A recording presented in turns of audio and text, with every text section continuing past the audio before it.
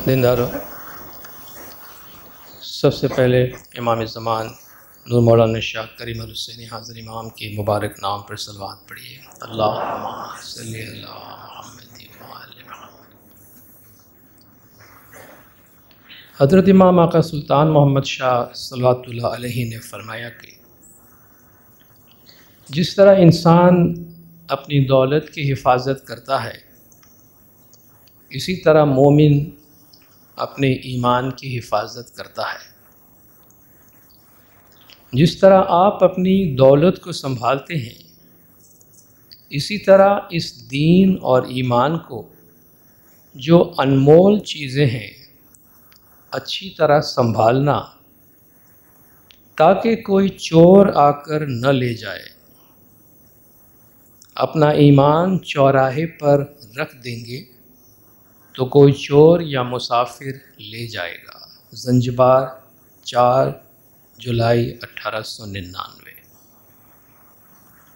आप अपने दीन को संभालें। आप अपने ज़ेवरात की हिफाजत करते हैं और अपने ईमान को रास्ते पर छोड़ देते हैं।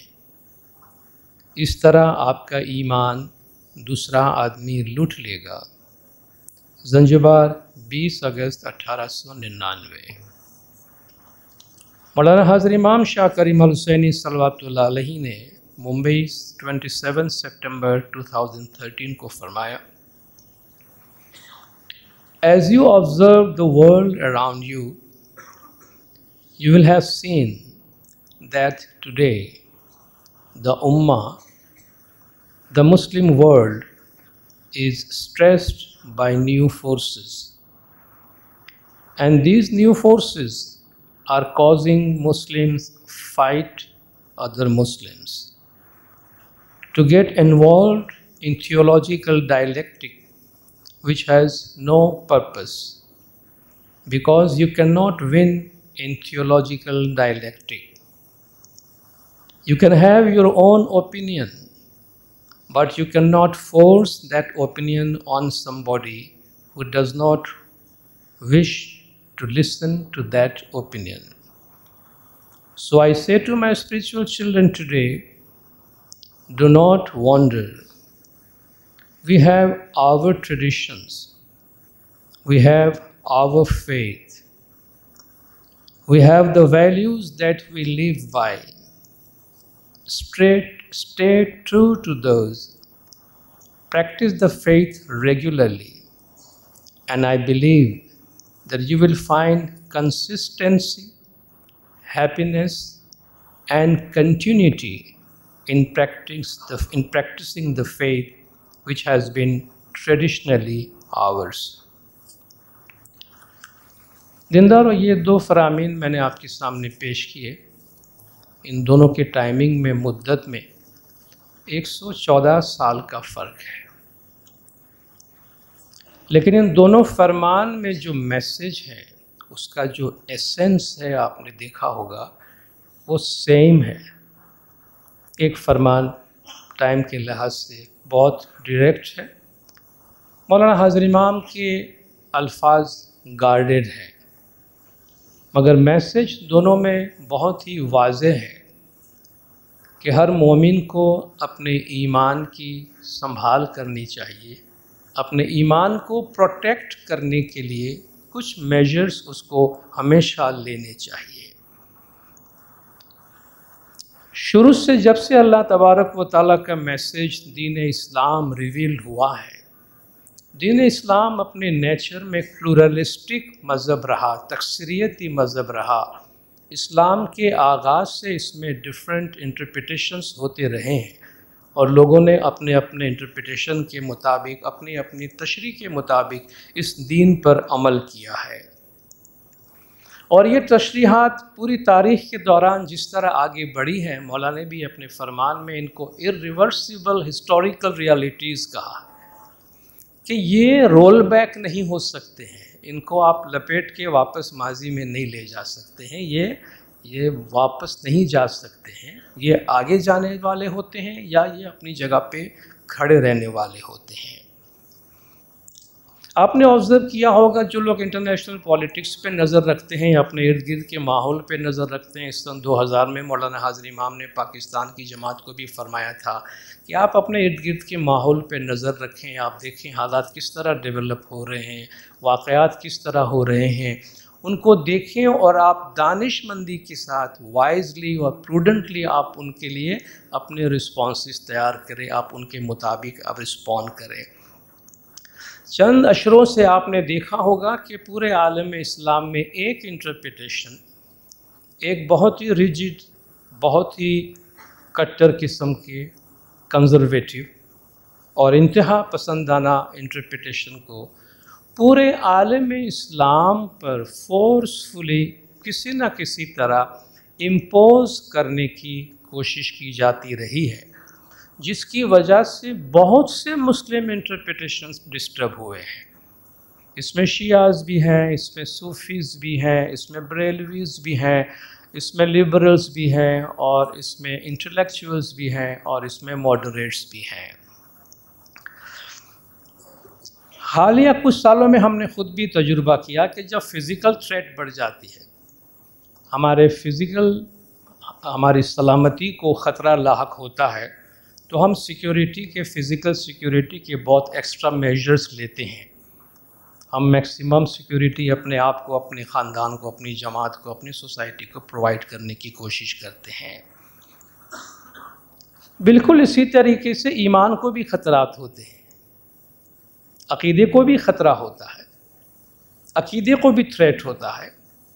और अब जैसा फरमान में देखा आपने, अपने अक़ीदे को भी प्रोटेक्ट करने के लिए, अपने अक़ीदे को भी संभाल करने के लिए हमें उसके लिए सिक्योरिटी और सेफ्टी के मेजर्स लेने की ज़रूरत है। और उसमें दो चीज़ें बहुत अहम है, एक हमारी फ़ेथ की प्रैक्टिस है और दूसरा हमारे फ़ेथ का नॉलेज है, हमारे फ़ेथ का इल्म है। हम इल्म के ज़रिए से और प्रैक्टिस के ज़रिए से अपने फ़ेथ को, अपने ईमान को संभाल सकते हैं। जिस तरह हम जानते हैं जब बीमारी फैल जाती है, बीमारी से बचने के लिए हम कितने मेजर्स लेते हैं। आप पहले वैक्सीनेशन लगा के अपने आप को इम्यूनाइज़ कराने की कोशिश करते हैं, उसके बाद इन्फेक्टेड एरिया से आप दूर रहने की कोशिश करते हैं, इन्फेक्टेड लोगों से अपने आप को दूर रहने की कोशिश करते हैं। तो याद रखिए, बीमारी सिर्फ फिज़िकल नहीं होती है, बीमारियाँ रूहानी भी होती हैं, बीमारियाँ ईमान की भी होती है। तो जिस तरह जिस्मानी बीमारियां फैलती है, इस तरह रूहानी और अंदरूनी फ़ेथ की बीमारियां भी फैलाने वाले लोग होते हैं।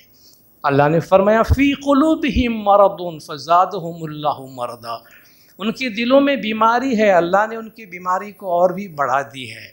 तो ये दिलों की ये बीमारी जो है, ये कोई हार्ट डिजीज़ के वास्ते अल्लाह ने नहीं फरमाया है। फ़इन्नहा ला तअम्मल अब्सार वलाकिन तअम्मल क़ुलूबुल लती फ़ी सुदूर, कि आँखें अंधी नहीं होती हैं, सीने में जो दिल है वो अंधे हो जाया करते हैं।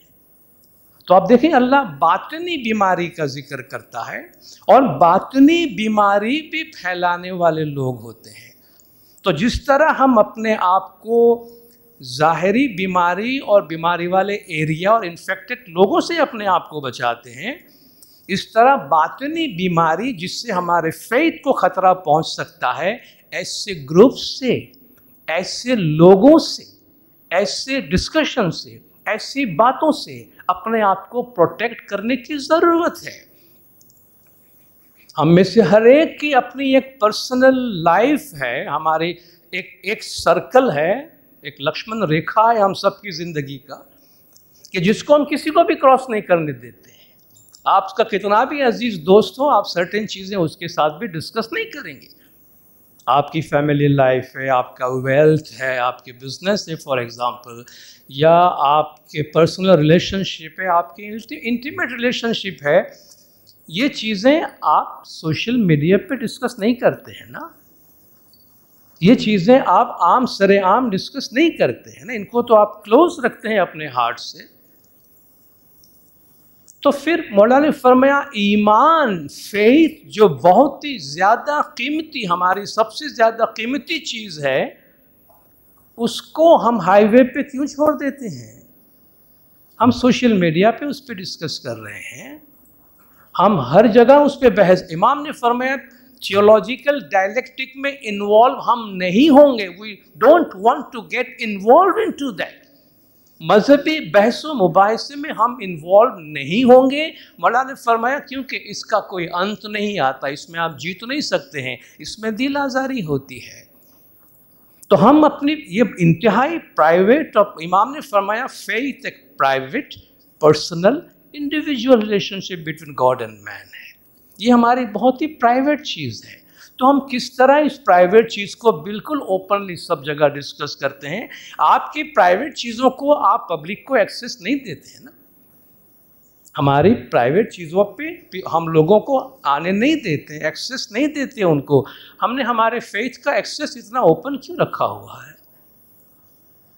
हमने अपने फेथ मैटर्स को इतना ओपन क्यों रखा हुआ है कि जो भी आए, जिसका जी चाहे जी आओ, हमारे फेथ पे बात करो, हमारे फेथ पे कमेंट्स करके चले जाओ, हमारा फेथ डैमेज करके चले जाओ, और फिर हम सर पकड़ के बैठ जाते हैं, हम कंफ्यूज होके बैठ जाते हैं। भाई ये बंदा आया था हमें कंफ्यूज करके चला गया। भाई आपने अपनी कोर, अपने बातन, अपने स्पिरिट को टच करने की किसी को परमिशन दी है ना? आपने अलाउ किया है लोगों को। मौलाना फरमाते गार्ड करें आप अपने आप को। अपने फेथ की अगर हम कीमत करते हैं तो उसको प्रोटेक्ट करने की, संभालने की ज़रूरत है। इसके लिए फेथ की प्रैक्टिस बहुत इंपॉर्टेंट है। ऐसे लोगों से अपने आप को बचाना इंपॉर्टेंट है। और बाकायदगी से अपने बच्चों को, मैं पेरेंट्स से भी रिक्वेस्ट करूंगा, यूथ से, बच्चों से रिक्वेस्ट करूंगा, आरी सेंटर में रेगुलरली जाइए। माँ बाप से रिक्वेस्ट करूंगा अपने बच्चों को रिलीजियस सेंटर बाकायदगी से भेजिए।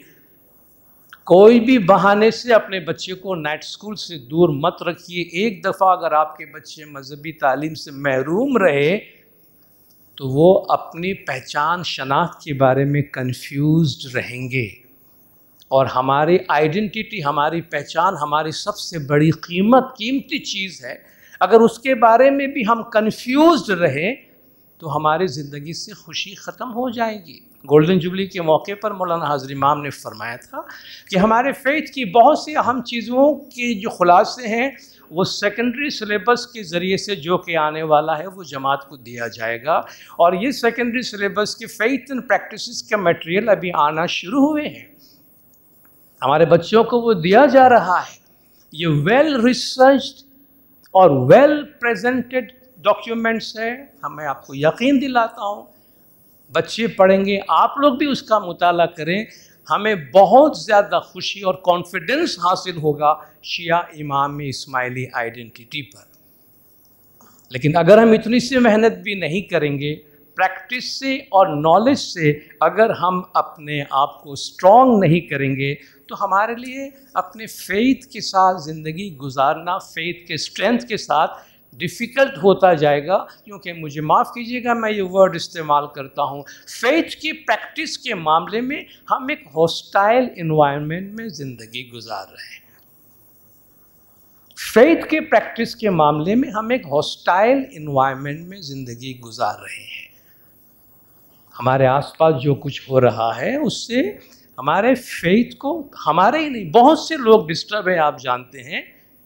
तो हमें अपने आप को बहुत केयरफुली अपने आप को संभालने की और अपने आप को हिफाजत करने की ज़रूरत है। कुरान हकीम में अल्लाह तबारक व तआला अपने बहुत सारे मिरेकल्स का जिक्र करता है, बहुत सारे मौजिज़ात का जिक्र फरमाता है। उन मौजिज़ात में से एक अहम मौजिज़ा अल्लाह फरमाता है वो ये है कि हमने तुमको अलग अलग बनाया है, हमने तुमको आइडेंटिकल नहीं बनाया, सबको एक जैसा नहीं बनाया है। अल्लाह फरमाता है मैंने सबको अलग बनाया है, उसी में मेरा मिरेकल है। या अय्युहन्नासु इन्ना खलकनाकुम मिन ज़करिन व उन्सा, ऐ इंसानों हमने तुम्हें एक मर्द और एक औरत से बनाया है। व जअलनाकुम शुअबन व क़बाइल लितारफ़ू, और हमने तुम्हारे ख़ानदान बनाए हैं, तुम्हारे ट्राइब्स बनाए, कबीले बनाए ताकि तुम एक दूसरे को पहचान सको। ये सब अल्लाह ने बनाए हैं, ये डिफरेंसेस अल्लाह ने बनाए हैं। इन्ना अक्रमकुम इंदल्लाहि अत्क़ाकुम, मगर तुम में से अल्लाह की नज़र में बड़ा वो है जो ज़्यादा परहेज़गार है, जो ज़्यादा अच्छा इंसान है। व मिन आयातिही, और उसके मिरेकल्स में से एक ये मिरेकल है खल्क़ुस समावाति वल अर्ज़, आसमानों और ज़मीन की तख्लीक, वख्तिलाफ़ु अलसिनतिकुम व अलवानिकुम, और तुम्हारी लैंग्वेज के डिफरेंसेस और तुम्हारी रंगतों के डिफरेंसेस। तुम सब अलग अलग ज़बानें बोलते हो, तुम सब की रंगतें अलग अलग है। कोई सफ़ेद फार्म है, कोई सियाह फार्म है, कोई गंदुमी है, अलग अलग रंग के इंसान दुनिया में है। अल्लाह फरमाता है ये मेरे मिरेकल है, मैंने बनाए हैं। अल्लाह डुप्लीकेट्स नहीं बनाता। अल्लाह की करोड़ों मौजिज़ात में से एक ये है कि वो दो चीज़ आइडेंटिकल नहीं बनाता है, वो हर चीज़ को यूनिक बनाता है। तो अल्लाह फरमाता है ये मेरा मौजिज़ा है। इन्न फ़ी ज़ालिकल आयातिल लिल आलिमीन, इसमें इल्म वालों के लिए निशानियाँ, जाहिलों को तो कुछ नज़र नहीं आएगा। अल्लाह ने फरमाया इसमें निशानियाँ हैं मगर इल्म वालों के वास्ते, जिनको इल्म दिया गया है, जो नॉलेज रखते हैं, वो इन मिरेकल्स को समझेंगे। लिकुल्लिन जअलना मिनकुम शिरअतन व मिनहाजा, हमने तुम में से हर एक के वास्ते एक शरीयत और एक रास्ता बनाया। हर एक के वास्ते, हर एक के वास्ते हमने एक रास्ता अलग बनाया है। वलौ शाअ अल्लाहु लजअलकुम उम्मतन वाहिदतन, अगर अल्लाह चाहता तो तुम सबको एक उम्मत बना देता। अल्लाह ने खुद एक उम्मत नहीं बनाया है, अल्लाह ने खुद ने सिंगुलर कम्युनिटी नहीं बनाया है, अल्लाह ने खुद सबको एक जैसा एक मज़हब पे अमल करने के वास्ते नहीं बनाया। ये अल्लाह का मिरेकल है, उसको हम चैलेंज करेंगे कि सबको एक जगह पे लाएंगे, सबको एक तरीके से चलाएंगे। अगर अल्लाह चाहता तुम सबको एक उम्मत बना देता।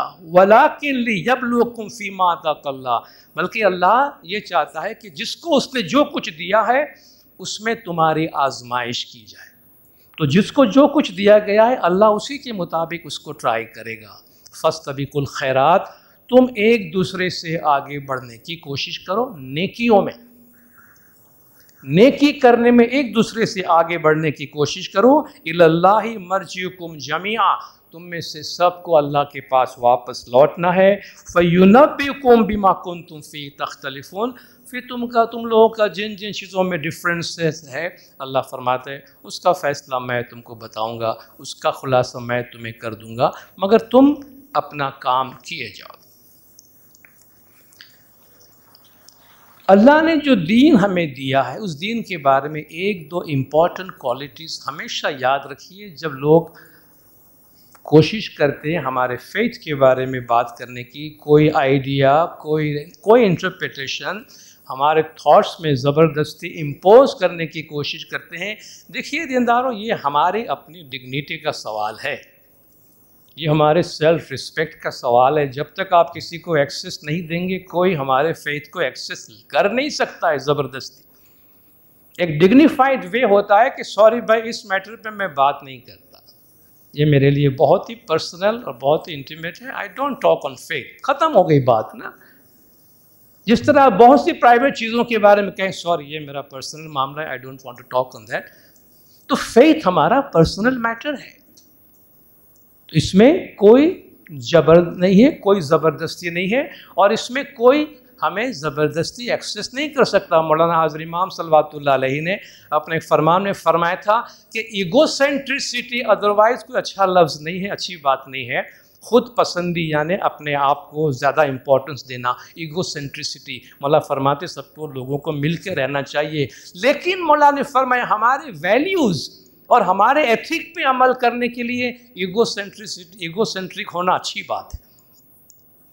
यानी जब आपके फेथ की बात आती है, आपके वैल्यूज़ की बात आती है, तो क्या सॉरी ये मेरा है, मैं इस पे कॉम्प्रोमाइज़ नहीं करना चाहता, मैं इस पे बात नहीं करना चाहता, दिस इज़ वेरी पर्सनल। मौला फरमाते यहाँ आप ईगोसेंट्रिक बने, सबको अलाउ नहीं करें। भाई जो भी आ रहा है, जो जी में आ रहा है बोलते जा रहे हैं, सुनते जा रहे हैं, बार बार सुनते जा रहे हैं, बार बार सुनते जा रहे हैं और अपने आप को कंफ्यूज करते हैं। कुरान हकीम के कुछ थॉट्स बहुत क्लियरली जहन में रखिए, जो अल्लाह तबारक व तआला फरमाता है कि लौ शाअ रब्बुका लआमन मन फिल अर्दि कुल्लिहिम जमीआ, अगर अल्लाह चाहता तो ज़मीन पे सब के सब लोग ईमान वाले बन जाते हैं। अल्लाह चाहता तो ज़मीन के सब लोग ईमान ले आते, अल्लाह ने वो भी नहीं चाहा। अगर अल्लाह चाहे कि सारे के सारे लोग मोमिन बन जाए तो अल्लाह फरमाता मेरे लिए मुश्किल नहीं है, मैं चाहता तो ऐसा हो जाता। अफ़ान तक तुकरिहन्नास हत्ता यकुन मोमिनीन, तो है मोहम्मद सल्लल्लाहु अलैहि वसल्लम, क्या तू लोगों को फोर्स करेगा कि वो मोमिन बन जाए?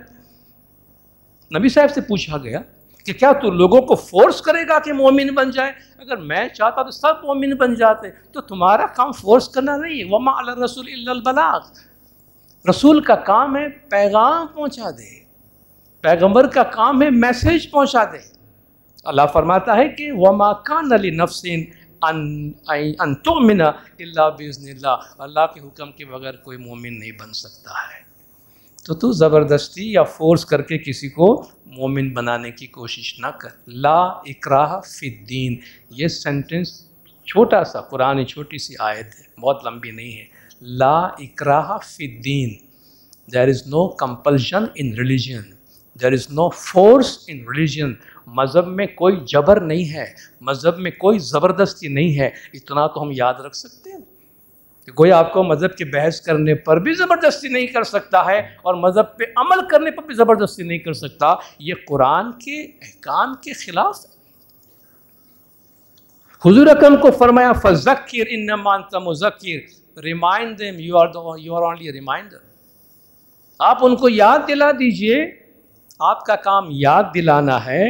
लस्त अलैहिम बिमुसैतिर, आप इन पे कोई दरोगा नहीं है। You are not a police man on them. हुजूर को भी अल्लाह ने फरमाया कि आप इनके अमाल के पुलिस मैन नहीं है कि ये क्या करते क्या नहीं करते हैं। यू आर ए मैसेंजर, आप मैसेज पहुंचा दीजिए। आप इन पे डंडा लेके दरोगा बन के भेजे नहीं गए हैं। आप देखिए, ये कुरानिक थॉट्स हैं, ये कुरानिक ब्यूटी है। वमा जअला अलैकुम फिद्दीन मिन हरज, अल्लाह ने दीन में तुम्हारे वास्ते कोई तंगी नहीं रखी है। क्या कुरानिक वैल्यूज हैं, क्या कुरान की टीचिंग्स हैं, और क्या हमें नजर आता है। तो इन वैल्यूज को हम समझने की कोशिश करें कि कुरान का ओवरवेलमिंग मैसेज क्या है। इजीनेस है। अल्लाह ने दीन में तुम्हारे वास्ते कोई तंगी नहीं रखी है। युरीदुल्लाहु बिकुमुल युस्र वला युरीदु बिकुमुल उस्र, अल्लाह तुमसे आसानी चाहता है, अल्लाह तुम्हारे साथ तंगी नहीं चाहता है। और ये जो कुरान शरीफ में रोज़े की जो आयत नाजिल हुई है, सौम की जो आयत नाजिल हुई है, उस सौम की आयत के कॉन्टेक्स्ट में आया है कि तुम पे सौम फ़र्ज किया गया। अगर तुम बीमार हो या मरीज़ हो तो बाद में रख लेना, और तुम में से जो रख सकता है मगर नहीं रखता है तो मिस्किनों को खाना खिला दे। अल्लाह तुम्हारे साथ आसानी चाहता है, अल्लाह तुम्हारे साथ तंगी नहीं चाहता है। ये रोज़े वाली आयत पढ़ी है कुरान शरीफ में सूरह बकरा के अंदर। अल्लाह उसी कॉन्टेक्स्ट में फरमा रहा है कि मैं को तुमको डिफ़िकल्टी में डालना नहीं चाहता। तो कुरान की मैसेज की ब्यूटी देखिए, कुरान की मैसेज की स्पिरिट को देखिए कि वो क्या चाहता है, और उसके मुताबिक अपने मज़हब को समझने की हम कोशिश करें। अल्लाह और बंदे के दरमियान का जो रिश्ता है, अल्लाह फरमाता है इस दुनिया को हमने पैदा किया है, इस दुनिया की तख्लीक का मकसद ये है कि इंसान जिन्नात मेरी इबादत करें, और मज़हब की बुनियाद इबादत पर है। अल्लाह की इबादत के लिए अल्लाह ताला ने कुरान हकीम में 4 से ज़्यादा, बल्कि हम 4 मेजर चीज़ों की बात कर सकते हैं। 4 तरीक़े हमें बताए कि जिनके ज़रिए से बंदा खुदा की तरफ अपनी इबादत का इजहार कर सकता है। दुआ, ज़िक्र, सलात, तस्बीह। पहला उसमें दुआ का हुक्म है। क़ाल रब्बुकुम उदूनी अस्तजिब लकुम, कहो तुम्हारा परवरदिगार फरमाता है मुझसे दुआ मांगो, मैं तुम्हारी दुआ कबूल करता हूँ। दुआ मांगो, मैं दुआ कबूल करता हूँ। इन्न रब्बी लसमीउद दुआ, बेशक मेरे परवरदिगार दुआ सुनने वाला है, दुआ कबूल करने वाला है। इज़ा सअलका इबादी अन्नी फ़इन्नी क़रीब, जब मेरे बंदे मेरे बारे में पूछते हैं मैं नज़दीक हूँ। उजीबु दावत दाई इज़ा दआन, दुआ मांगने वाले की दुआ कबूल करता हूँ जब भी वो बुलाते हैं, बुलाने वाले को जवाब देता हूँ जब भी वो बुलाते हैं। ये कुरान की आयत है दुआ के बारे में। बहुत सारे हैं, मगर ये अल्लाह ने अपनी इबादत के लिए दुआ का लफ्ज़ इस्तेमाल हुआ। कुरान शरीफ में बहुत से अंबिया और बहुत से मोमिनीन की दुआएं शामिल हैं, जिसमें मुख्तलिफ़ तरीक़ों से उन्होंने अल्लाह से दुआएं मांगी हैं। दूसरा जिक्र, रिमेम्बरेंस, चलते फिरते उठते बैठते, अल्लज़ीना यज़्कुरुनल्लाह क़ियामन व क़ुऊदन व अला जुनूबिहिम, वो लोग जो खड़े हैं, बैठे हैं, लेटे हैं, अल्लाह का जिक्र करते हैं। व यतफ़क्करून फ़ी ख़ल्क़िस समावाति वल अर्ज़, आसमान और ज़मीन की तख्लीक में वो गौर व फ़िक्र करते हैं। फ़ज़्कुरूनी अज़्कुरकुम, तुम मुझे याद करो, मैं तुम्हें याद करता हूँ। तुम मेरा जिक्र करो, मैं तुम्हारा जिक्र करता हूँ। तुम मुझे बुलाओ, मैं तुम्हें बुलाता हूँ। या अय्युहल्लज़ीना आमनू उज़्कुरुल्लाह ज़िक्रन कसीरन, ऐ ईमान वालो, अल्लाह का खूब जिक्र करो। कोई तरीका कुरान शरीफ में नहीं है कि कैसे जिक्र करो, कोई तरीका कुरान में नहीं है कि कैसे दुआ मांगो अल्लाह से या कैसे दुआ पढ़ो। तीसरा सलात, जिसका तर्जुमा दुआ भी है, और फ़ारसी और उर्दू में सलात का तर्जुमा नमाज भी किया जाता है। अल्लाह ताला परिंदों की जो तस्बीह है, बर्ड्स के जो प्रेयर्स हैं, उनको भी अल्लाह ने कुरान में सलात कहा है। वो भी एक नमाज की कैटेगरी में अल्लाह के नज़दीक। अलम तर अन्नल्लाह युसब्बिहु लहु मन फिस समावाति वल अर्ज़, क्या तूने नहीं देखा कि आसमान और ज़मीन में उनके दरमियान जो कुछ भी है अल्लाह की तस्बीह पढ़ते हैं। वत्तैरु साफ़ातिन, और पर फैला कर उड़ने वाले परिंदे सब के सब अल्लाह की तस्बीह पढ़ते हैं। कुल्लुन कद अलीमा सलातहु व तस्बीहहु, इनमें से हर एक ने अपनी सलात और अपनी तस्बीह जान ली है। इनमें से सबको अपनी नमाज और अपनी तस्बीह मालूम है। वल्लाहु अलीमुम बिमा यफ़अलून, और वो जो करते हैं अल्लाह को मालूम है। अब परिंदे जिस तरह अल्लाह को याद करते हैं, अल्लाह के नज़दीक तो वो भी सलात है, अल्लाह उसको भी नमाज की कैटेगरी में रखता है। पिछले अंबिया जिस तरीके से इबादत करते थे, ज़ाहिर है कि उनकी सलात का तरीका वो नहीं था जो अब है, मगर अल्लाह के नज़दीक वो भी सलात है। हज़रत इब्राहीम अलैहिस्सलाम दुआ मांगते हैं कि रब्बी इजअलनी मुक़ीमस्सलात व मिन ज़ुर्रियती, ऐ मेरे परवरदिगार, मुझे और मेरी औलाद को तू सलात का पाबंद बना। ज़ाहिर है वो सलात उस तरीके से नहीं होती थी जो अब होती है। यहाँ तक कि वो लोग जो मुसलमान नहीं हुए हैं, मुसलमानों की नज़र में वो लोग जो मुशरिकीन और काफिरीन थे, वो भी अपनी किस्म की जो भी प्रेयर वो करते थे, अल्लाह ताला उसको भी कुरान में सलात का ही नाम देता है। अभी तक मुसलमान नहीं हुए हैं, लेकिन अपनी तरीके की इबादत कर रहे हैं। अल्लाह फरमाते हैं वमा काना सलातुहुम इंदल बैती इल्ला मुकाअन व तस्दिया, उनकी सलात घर के पास सीटियां बजाने और तालियां बजाने के अलावा और कुछ भी नहीं थी। अल्लाह फरमाते हैं उनकी सलात क्या थी, वो घर के पास सीटियां बजाते थे, तालियां बजाते थे। वो सीटियां बजाना और तालियां बजाना जो भी करते थे, अल्लाह उसको भी सलात की कैटेगरी में लाता है। अल्लाह के नज़दीक वो भी सलात, जिसका तर्जुमा अब नमाज किया जाता है, उसी कैटेगरी में वो आ रहा है। और चौथी बात है तस्बीह। सब्बिहुहु बुकरतन व असीला, सुबह और शाम उसकी तस्बीह पढ़ा करो। युसब्बिहु लहु फ़ीहा बिलगुदुव्वि वल आसाल, इन घरों में वो लोग जो अल्लाह को याद करने वाले हैं, वो सुबह और शाम जाकर उसकी तस्बीह पढ़ते हैं, उसका ज़िक्र करते हैं, उसको याद करते हैं। ये 4 तरीके हैं जिनके ज़रिए से कुरान शरीफ में अल्लाह ताला को याद करने के तरीके बताए गए हैं, मगर किसी का भी कोई फॉर्म नहीं बताया गया है। डिफरेंट इंटरप्रिटेशंस जो इवॉल्व हुए हैं, वक्त गुज़रने के साथ साथ चीज़ें एक सूरत इख्तियार करती गई है। बाज़ चीज़ें ज़्यादा इम्पोर्टेंस दी जाने लगी है, बाज़ चीज़ों को कम इम्पोर्टेंस दिया जाने लगा है, या बाज़ इंटरप्रिटेशन में बाज़ चीज़ों को इम्पोर्टेंस ज़्यादा दी गई है, बाज़ ग्रुप के अंदर बाज़ और चीज़ों को इम्पोर्टेंस ज़्यादा दी गई है। ये तरीक़ा थ्रू आउट हिस्ट्री डेवलप होता रहा है। दीन इस्लाम में अल्लाह ताला ने जो मैसेज दिया है, वो सिर्फ एक स्ट्रक्चर्ड फेथ ही की बात नहीं करता है, उसमें डिफरेंट डायमेंशंस हैं। उसमें डिफरेंट लेवल्स है। आपने शरीयत, तरीक़त, हकीकत, मारिफत का जिक्र हम थ्रू आउट सुनते रहे हैं, जो सूफियों के नज़दीक इस्तेमाल होता रहा है। इसका मतलब क्या है? इसका मतलब ये है कि आप मज़हब पर अमल करते हो, उसके सरफेस से लेकर उसके डेप्थ तक, उसकी कोर मैसेज तक और कोर एक्सपीरियंस तक जा सकते हैं। और आपको कुरान शरीफ में भी ये सारी चीज़ें मिलती है। उतलु मा ऊहिया इलैका मिन रब्बिक वाक़िमिस सलाह, तुम्हारे परवरदिगार से तरफ जो कुछ नाजिल हुआ उसको पढ़ो और सलात कायम करो। इन्ना सलात तन्हा अनिल फ़हशाई वल मुनकर, सलात तुमको बेहयाइयों बुराइयों से रोकती है। वला ज़िक्रुल्लाहि अकबर, अल्लाह का ज़िक्र बहुत बड़ी चीज़ है। कुरान हकीम में जहाँ आपको एक सर्टेन किबला की तरफ देखकर अल्लाह को याद करने, सलात कायम करने का हुक्म दिया गया है, उसी कुरान के अंदर वलिल्लाहिल मशरिक़ु वल मग़रिबु फ़अैनमा तुवल्लु फ़सम्मा वजहुल्लाह, मशरिक़ मग़रिब दोनों अल्लाह के हैं, जिधर देखो वहाँ अल्लाह का चेहरा मौजूद है।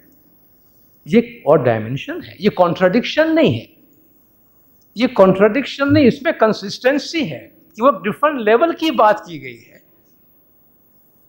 और भी आपको मिलेगा, लैसल बिर्रा अन तुवल्लु वुजूहकुम क़िबलल मशरिक़ि वल मग़रिब, इसमें कोई नेकी नहीं है कि तुम अपना चेहरा मगरिब की तरफ करते हो या मशरिक की तरफ करते हो, इसमें कोई नेकी नहीं है। तो नेकी किधर है? वलाकिन्नल बिर्रा मन आमन बिल्लाहि। और उसके बाद अल्लाह तबारक व तआला ने कई एथिकल चीज़ें बयान की है कि सबसे पहले जो अल्लाह पर, मलाइक पर, रसूलों पर फेथ लगते हैं, ईमान इम्पोर्टेंट है। वातल माल अला हुब्बिही ज़बिल कुर्बा व यतामा वल मसाकिन, और जो अल्लाह की मोहब्बत में यतीमों को, मिस्कीनों को अपने माल में से शेयर करते हैं। अल्लाह फरमाता है ईस्ट वेस्ट देखना इंपॉर्टेंट नहीं है, ये शेयरिंग इंपॉर्टेंस है। वऊफुल अहद इज़ा अहद, और जब वो वादा करते हैं तो वादा पूरा करते हैं। वस्साबिरीन फिल बअसाई वद्दर्राई, और जो डिफ़िकल्टी में, तकलीफ़ की हालत में सब्र से काम लेते हैं। अल्लाह फरमाता है ये चीज़ें हैं जो नेकी है। ऐसे लोग हैं जिन्होंने अपने आप को सच कर बताया है। तो आप देखिए, जहाँ एक तरफ एक सर्टेन डिसिप्लिन का हुक्म दिया गया है, आपको इनर डायमेंशन में आकर अल्लाह ताला कुछ और वैल्यूज़ की बात करता है, जो फरमाता है कि ये दीन की असल है, ये दीन की हकीकत है। वफ़ी अनफुसिकुम, यहाँ तक फरमाया कि वो तुम्हारे दिल में है, उसकी निशानियाँ तुम्हारे दिल में है। मुझे बुलाओ, मैं तुम्हें जवाब देता हूँ। कहते हैं दिल बदस्तावर कि हज अकबर अस्त अज हज़ारा काबा यक दिल बेहतर अस्त। किसी का दिल खुश करो कि यह हज अकबर है, हज़ारों काबा से एक दिल बेहतर है। अब्दुल्ला बिन मुबारक बहुत बड़े इस्लाम के एक बड़े स्कॉलर गुजरे हैं, उनका ये वाक़या बहुत मशहूर है कि एक दफ़ा हज से फारिग होकर वो आराम कर रहे थे तो ख्वाब में देखा कुछ फरिश्ते आपस में बात कर रहे हैं कि भाई कितने लोग हज पे आए। कहा इतने लोग आए। कितने की हज कबूल हुई? किसी की भी लगता है हज कबूल नहीं हुई है, किसी का भी हज कबूल नहीं हुआ। इतने सारे लोग आए, फिर हाँ एक का हज कबूल हुआ है जो आया ही नहीं है। दमिश्क में एक मोची है, अली बिन अल-मुफ़िक, उसका हज कबूल हुआ है, हज में नहीं आया है। उसका सवाब शायद सारे हाजियों को मिल जाएगा। वो इस्लामिक स्कॉलर अब्दुल्ला बिन मुबारक नींद से बेदार हुआ, परेशान हुआ, अरे ये कैसे हो सकता है, इतना बड़ा मजमा जमा हुआ और किसी का हज कबूल नहीं हुआ। तो वो निकल पड़ा उसको ढूंढने के लिए, दमिश्क गया, लोगों से पूछते पूछते पूछते पूछते अली बिन मुआफ़िक के घर पहुंचा, दस्तक दी, दरवाज़ा खोला, भाई तुम्हारा नाम ये है कि हाँ अंदर आ सकता हूँ, कुछ बात कर सकता हूँ। बात करते करते कहा कभी हज वज किया नहीं तुमने? कहा बस हज के पैसे जमा करता रहा था, इस साल जाने की उम्मीद थी, मेरे पास रकम जमा हो गई थी लेकिन नहीं जा सका। मैं क्यों नहीं जा सका? दरअसल हज पे जाने से पहले मैं एक दफ़ा पड़ोसी के पास गया, चूल्हे पे खाना पक रहा था, लेकिन मुझे हैरत इस बात की हुई कि मेरे पड़ोसी ने मुझे खाने की दावत नहीं दी, मुझे खाना ऑफ़र नहीं किया, और मुझे बुरा लग रहा था कि आज मैं पड़ोसी मुझे खाने को नहीं बोल रहा है। कहते कुछ देर बाद उस पड़ोसी ने खुद अपने मुंह से बोला कि भाई आज मैं तुझे खाने पे नहीं बोल सकता हूँ, क्योंकि ये खाना मेरे लिए हलाल है मगर तेरे लिए हराम है। अब ये क्या बात है, तुम्हारे लिए हलाल है तो मेरे लिए कैसे हराम है? कहा मेरे बच्चे 3 दिन से भूखे हैं, मेरे बच्चे भूखे मर रहे थे, बहुत भूखे थे, तो मैं बस मरता क्या नहीं करता निकल गया, बस रास्ते में एक मुर्दा जानवर पड़ा था उठा के ले आया, बस उसको पकाया है, बच्चे को खिलाऊंगा। मुर्दा, अब मेरे इस डेस्परेशन में मुर्दा मेरे लिए हलाल है, मेरे बच्चों के लिए हलाल है, तेरे लिए हलाल नहीं है, इसलिए मैं तुझे खाने को नहीं कहता। कहता मेरे दिल खून के आंसू रोने लगा कि मैं कैसा मुसलमान हूं कि मेरे पड़ोसी के बच्चे भूखे मर रहे हैं और मैं ये क्या कर रहा हूँ, रकम जमा कर रहा हूँ। हज में कभी और चला जाऊँ, घर में गया, मेरी सारी रकम ला के उसको दिया कि ले तू और तेरे बच्चे कुछ अच्छे दिन गुजार इस पैसे से, मैं देख लूंगा बाद में मुझे क्या करना है। कहा इसके आगे मुझे नहीं मालूम क्या हुआ। कहा भाई मुबारक हो, तू यहाँ बैठे बैठे ऊपर वाले ने तेरा हज कबूल किया है। तो अल्लाह ने फरमाया है कि ये नेकियां नहीं है तुम्हें जो ऊपर नजर आती है, अंदर झांकने की कोशिश करो। दिल बदस्तावर कि हज अकबर अस्त अज हजारा काबा यक दिल बेहतर अस्त, कि ये सरफेस की बातें नहीं, इनर अपने फेथ में अपने डेप्थ में जाएं और देखें कि क्या चीज है ये, इसको एक्सपीरियंस करें, फील करें। एक छोटी सी बात कह के मैं अपनी जगह लेता हूं उस एक्सपीरियंस की। इंडिया के शहर बड़ौदा में एक डॉक्टर, कार्डियोलॉजिस्ट और सर्जन है, डॉक्टर शैलेश मेहता। 1 जनवरी 2009 को उसने बड़ौदा के एक होटल में अपने दोस्त डॉक्टर के साथ कुछ बातें की और उसके दोस्त डॉक्टर ने ये अपनी स्पीच में कोट किया। उसने कहा कि उस पहली तारीख को मैं डॉक्टर के साथ होटल में बैठा हुआ था और डॉक्टर शैलेश मेहता मुझसे बातें करते करते एक बात कही मुझे कि भाई पता है मेरे साथ एक वाकया हुआ। अभी क्या हुआ? कहा मैं थोड़ा परेशान भी हूँ, तेरी हेल्प भी चाहिए मुझे। कहा बोलो। कहा कुछ 8-10 दिन पहले मेरे हॉस्पिटल में कपल आया, 6 साल की बेटी को लेके आया। उसके हार्ट की कंडीशन इतनी ख़राब थी कि मैंने उनसे कहा कि देखो भाई ऑपरेशन एक ऑप्शन है, मगर ऑपरेशन का सक्सेस रेट जो है वो 30% है। 30% चांस है सर्जरी के बाद इसका बचने का, लेकिन अगर ऑपरेशन नहीं कराते हो तो 3 महीने से ज़्यादा तुम्हारी बच्ची नहीं रहेगी, क्योंकि बहुत ज़्यादा उसमें ब्लॉकेज है। माँ बाप ने कहा भी चलो 30% तो 30%, उम्मीद तो है, इस तरफ तो आपने कोई उम्मीद ही नहीं दिलवाई है मेडिसिन में, तो आप बस हम अल्लाह पे भरोसा, आप सर्जरी करें इसकी। तो कहा मैंने बच्ची को इमीडिएटली एडमिट किया और इमरजेंसी बेसिस पे उसकी सर्जरी की तैयारी की और मैं सर्जरी की तैयारी करता रहा और सर्जरी के सिलसिले में बच्ची के पास जाता रहा, दिलासा देता रहा। एक दफ़ा के बच्ची के पास में गया ऑपरेशन से पहले, तो बेटी मुझसे एक सवाल पूछती है। उस बेटी की माँ साथ में होती थी और प्रेयर करती थी, दुआएं करती थी उसके लिए। वो बेटी मुझे पूछती है कि doctor uncle are you going to open my heart, are you going to open my heart, आप मेरा दिल खोलने वाले हैं? तो मैंने पूछा ऐसी बात क्यों करते बेटा, इट्स फाइन, कुछ भी नहीं होगा, आप तो नींद में होंगी, आपको पता भी नहीं होगा। कहा नहीं इसलिए नहीं, मैं क्या है कि सब लोग मुझे कहते हैं it's an open heart surgery, open heart surgery, कि इसमें दिल खोलने वाले की बात है, तो आप मेरा दिल खोलने वाले हैं? तो बेटा आप ऐसी बात क्यों करते हैं? कि देखो क्या है डॉक्टर अंकल, मेरी माँ कहती है कि खुदा दिल में बसता है, मेरी माँ कहती है खुदा दिल में रहता है, सब लोग कहते हैं खुदा दिल में बसता है, मेरे टीचर्स भी कहते हैं खुदा दिल में बसता है, सबगढ़ स्वामी मारो भरपूर बैठा, हर दिल में मौला बैठा हुआ है। अगर आप मेरा दिल खोलो तो बाद में मुझे बताना कि खुदा कैसा दिखता है। आप दिल खोलो तो बाद में मुझे बताना कि खुदा कैसा दिखता है। वो कहता है मैं एक सर्जन हूँ, दिन में कितने दिल टटोलता हूँ, कितने दिन काटता हूँ, मैं इन चीज़ों से सेंटिमेंटल इमोशनल नहीं हो सकता हूँ। मैं एक रिलीजियस आदमी भी नहीं हूँ। उसने कहा कि मैं इन बातों से कोई सेंटिमेंटल होता ज़्यादा।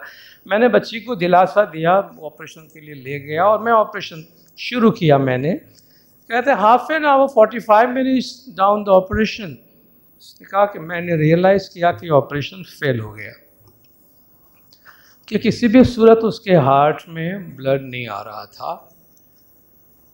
तो मैं फ्रस्ट्रेशन हो गया आया मुझे बिल्कुल। मैंने कहा कि भाई आप, मेरे साथी डॉक्टर्स थे, नर्सेस थे, मैंने कहा भाई आप इसको स्टिच कर दें, आप देयर इज नो होप, ये हार्ट शायद अब नहीं काम कर पाएगा। कहा मैं बस इतना कह के मैं निकलने वाला था बाहर कि मुझे इस बच्ची की बात याद आई कि डॉक्टर आप दिल खोलो तो मुझे बताना खुदा कैसा दिखता है। कहा मैं कोई रिलीजियस आदमी नहीं हूं वैसे, बाय द वे उसने कहा, लेकिन पता नहीं मुझे क्या हुआ कि मैं अपना हाथ जोड़कर उस हार्ट के सामने खड़ा हो गया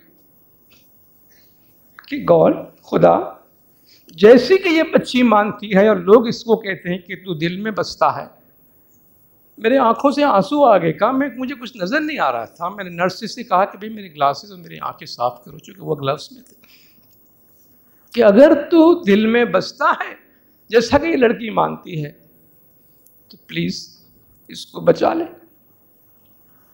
बट आई डोंट नो, बोले स्पॉन्टेनियसली मुझे ऐसा ख्याल आया और मेरे दिल में ये प्रेयर आई और मैंने ये कहा, उनसे कहा भाई साहब आप स्टिच करो। मैं आंखों में आंसू है, मैं निकलने लगा और मैं मुड़ के जाने लगा हूं तो मेरा साथी डॉक्टर मुझे बुलाता है कि doctor Mehta, blood is coming in the heart.